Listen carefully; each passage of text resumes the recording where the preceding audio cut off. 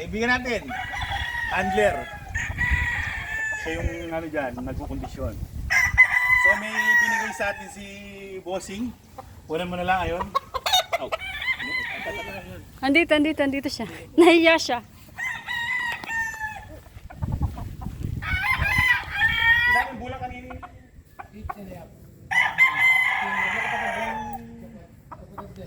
Talaga.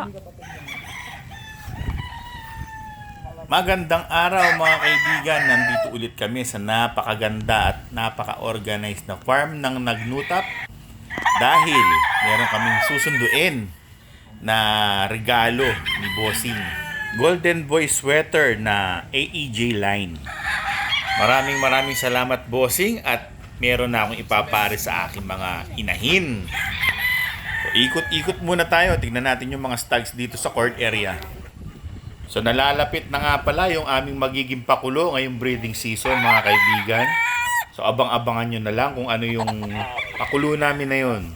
So yung mga bloodlines dito, mga AEJ sweaters, AEJ Gilmore Hatch, Mel Sims Gray, Honey U Kelso, tsaka Honey U Black Bostons.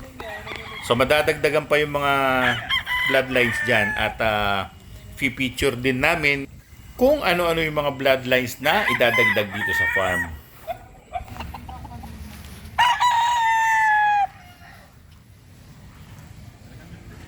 Ganda ng tindig mo, ha? Tumitingin ka pa sa akin, ha?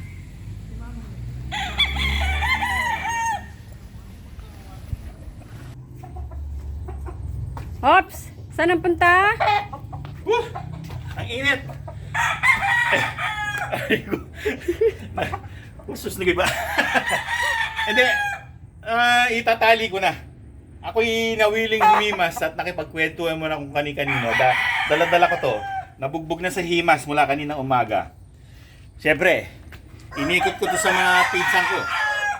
Sabi ko, you see what I'm holding? Galing to sa kaibigan namin, si Kuya Dante. Oh, napakagandang manok na regalo mo. Golden Boy sweater. Ang line nito AEJ. Ay, napakaganda, napakagwapo. Oh, Usog ka nga dito. Nalalaglag at nalalaglag ka. Sobrang bigat ko na, no? Ayoko mag-diet.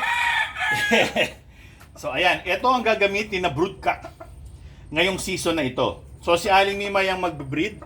Siya yung bahala sa breeding. Siyempre, ako naman ang mag-supervise sa kanya. Siya lang ang bahala. Siya nang magpapakain ng mga dapat ipakain, ng dapat painom. Pero pag sa pag-i-inject, ako pa rin yung mag-i-inject kasi hindi pa siya ganun kasanay. Pero tinuturuan ko na siya. Katulad dito, pag malikot, medyo nahihirapan siya. Kasi kaya siya na magbi-breeding. Marami na yung malalaking stags eh. So, para pag mag-aasikaso, apart kami ng asikasuhin, ako nasa bahala sa mga stags. Basta siya mag-breeding, pati sa mga brooding and rearing, pati ranging. Kung meron kaming magagawang range na maliit, bahala na. Siya nang bahala sa mga sisiw hanggang sa maging stag. Tapos pag stag na ako nang bahala. Para matuto siya na paano. Siyempre, balang araw. Hindi ko na kailangan sabihin sa kanya anong gagawin niya. Okay. Minus na sa mga gawain ko yun, isipin. Di ba? Bigising ako ng umaga na hindi ko na iniisip yung mga tungkol sa kalahati ng pagmamanok. Siya nang bahala. Ako nang bahala sa kalahati. Kasi, mas maganda yun, di ba? Parang bonding nyo na rin mag-asawa.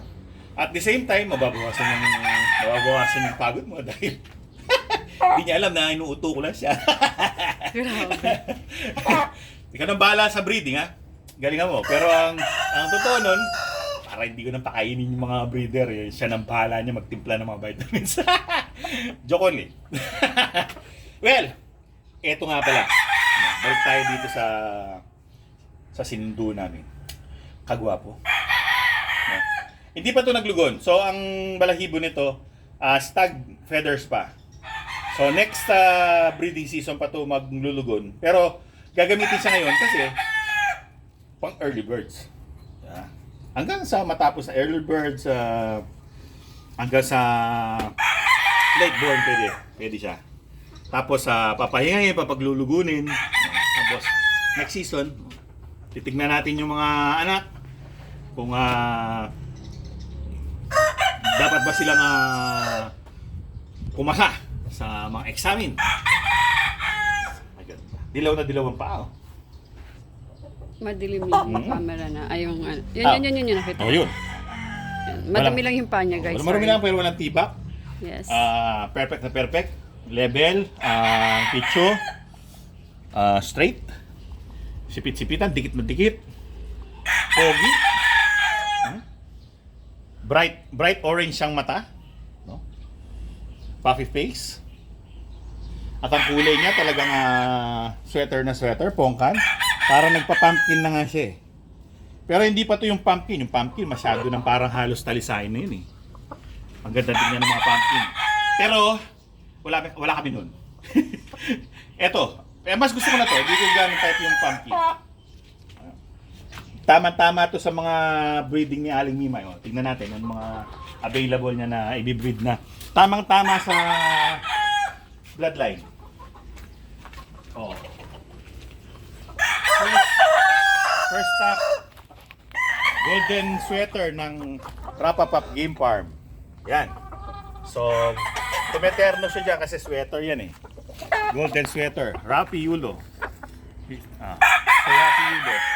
Ito, retired na si Malagandang. Bruce Barnett sweater to pero retired na yan. Di na pwede. Ulyanin na. Nag-ulyanin na yan. Tapos, dito naman tayo sa White Kelso ni Sir B-Boy. Ito maglulugon to. Hindi ito magagamit ka agad. Ayan o, wala nang halos sa balahibo doon sa likod. Naglulugon na yan. So, mga ano na yan. Local, tsaka late born. Wherein dito, ito, andito. Siglo yan siglo. Merong specific na bulldog yan. Red Game Farm line. Napakaganda ng mukha niyan. Pulang-pula, talagang puppy face. Sexy. Medyo ano lang, dry lang yung kanyang lugar dahil sa umaaraw na. Diba? Tsaka may mga putik sa paa niya, natutuyot pa lang. So, diba? Tama-tama lahat yung breeding, mga sweaters lahat siya ng base niya. Pero lang yung White Kelso ni Sir B-Boy. Pure yun, pure White Kelso. Ay, Aling Mimay. Partner naman yun eh. White Kelso super sweater niya. So, subukan natin sa Golden Boy. So, itatali na natin siya at para na siya makapagpahinga. Mula kaninang umaga, bugbog na yan sa hawak. Tali mo na. So, dito siya nakalagay. So, makakalakog na siya sa lupa. Kaninang umaga. O, yan. Yan ang ano. Drink me water mo. Okay, guwapo. O, dito, tingnan mo dito. Yan. Okay, guwapo no. Yes, sir. Naharana siya ng ano, ng ating kabulikan. Yan o. Ayan. Ito namang si Rudy, ibang ano niyan, ibang breeding program niyan. Hindi yan kasali sa breeding program ni Aling Mimay. Dahil iba yung ano nun, iba yung pair nun, iba yung pair nun. Ito lang, ang program ni Aling Mimay. Mga kaibigan, nakita nyo, napakagwapo. Hey! No fighting. Hala. Baka na ano yan. Mga kaibigan, kung kayo'y napaibig sa aming broodcat at gusto nyo mag-inquire tungkol sa stocks ng Nagnutap GF, PM nyo lang ako or comment para kayo ma-inform ko kung paano gagawin. At meron kaming bagong magiging pakulo, abangan nyo lang kung ano. Nagnutap GF tsaka Barangay Dona. Merong magiging magandang pakulo. No? So, nilagyan ko muna ng Stopper. haara kasi hindi sanay itong bulik ko. Dahil ang dating nandyan sa Tulusan na si Sky yung isang bulik. So, hindi siya sanay. Gusto ko sanang ibitaw kaso kumain pa lang kanina eh. Siguro.